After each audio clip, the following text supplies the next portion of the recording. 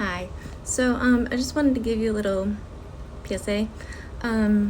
If you, somebody you love, anybody that you know is able to get Medicare, that is when you are disabled or older, please, please, please, please, please advise them, and I'm advising you, if it is for you, do not get a replacement. Replacements are bad. You do Medicare, and then you can get a supplement.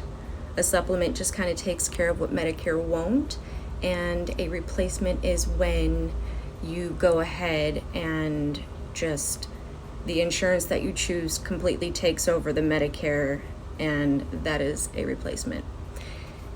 It is a billion times harder to get things approved if you have a replacement. So, PSA, Medicare and a supplement. Never get a replacement. Thanks.